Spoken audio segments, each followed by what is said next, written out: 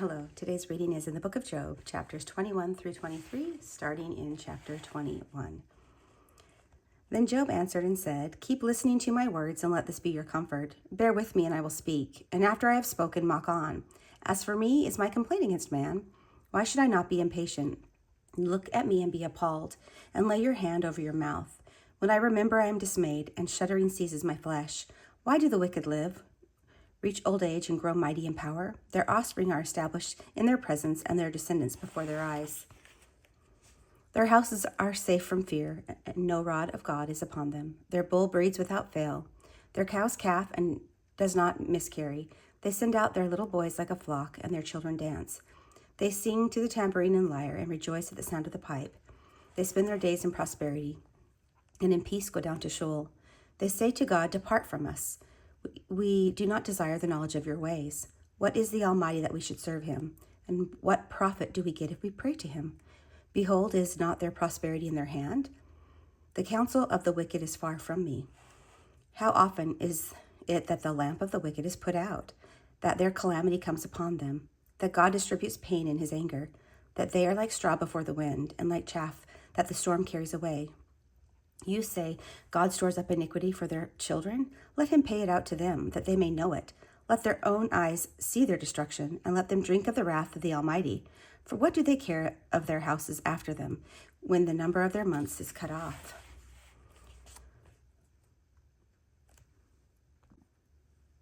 Will any teach God knowledge, seeing that he judges those who are on high? One dies in his full vigor, being wholly at ease and secure, his pails full of milk, and the marrow of his bones moist. Another dies in bitterness of soul, never having tasted of prosperity. They lay down alike in the dust, and the worms cover them. Behold, I know your thoughts and your schemes to wrong me. For you say, where is the house of the prince? Where is the tent in which the wicked live? You have not asked those who travel the roads, and do you not accept their testimony? And that the evil man is spared in the days of calamity, that he is rescued in the days of wrath? Who declares his way to his face, and who repays him for what he has done? When he is carried to the grave, watch is kept over his tomb. The clods of the valleys are sweet to him. All mankind follows after him, and those who go before him are innumerable. How then will you comfort me with empty nothings? There is nothing left for your answers but falsehood. Chapter 22. Then Eliphaz the Temanite answered and said, Can a man be profitable to God?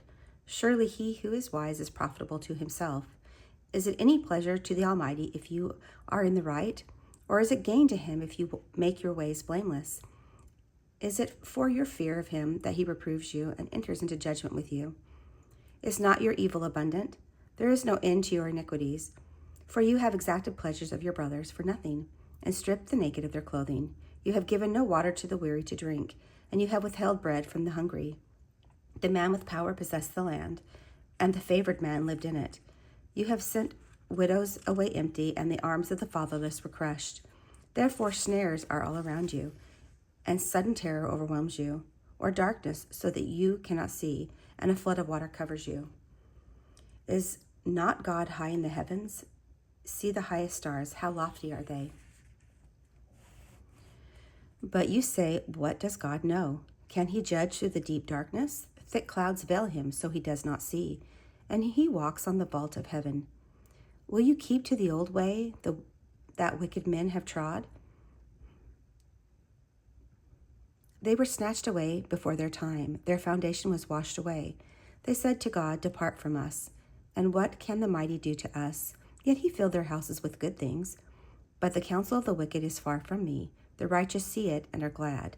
The innocent one mocks at them, saying, Surely our adversaries are cut off, and what they left the fire has consumed. Agree with God and be at peace. Thereby good will come to you. Receive instruction from your mouth, and lay up his words in your heart.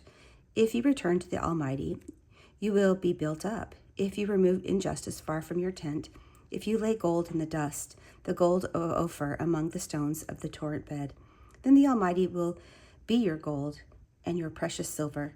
For then you will delight yourself in the Almighty and lift up your face to God. You will make your prayer to him, and he will hear you, and you will pay your vows. You will decide on the matter, and it will be established for you, and light will shine on your ways. For then they are humbled, you say, it is because of pride. But he saves the lowly. He delivers even the one who is not innocent, who will be delivered through the cleanliness of your hands. Chapter 23. Then Job answered and said, Today also my complaint is bitter. My hand is heavy on account of my groaning. Oh, that I knew where I might find him, that I might come even to his seat. I would lay my case before him and fill my mouth with arguments. I would know what he would answer me and understand what he would say to me. Would he contend with me in the greatness of his power? No, he would pay attention to me. There an upright man could argue with him, and I would be acquitted forever by my judge. Behold, I go forward, but he is not there, and backward, but I do not perceive him. On the left hand, when he is working, I do not behold him. He turns to the right, but I do not see him. But he knows the way that I take. When he has tried me, I shall come out as gold. My foot has held fast to his steps. I have kept his way and have not turned aside. I have not departed from the commandment of his lips. I have treasured the words of his mouth more than my portion of food. But he is unchangeable, and who can turn him back? What he desires, that he does, for he will complete what he appoints for me. And many such things are in his mind. Therefore I am terrified at his presence. When I consider, I am in dread of him. God has made my heart faint. The Almighty has terrified me. Yet I am not silent because of the darkness, nor because thick darkness covers my face.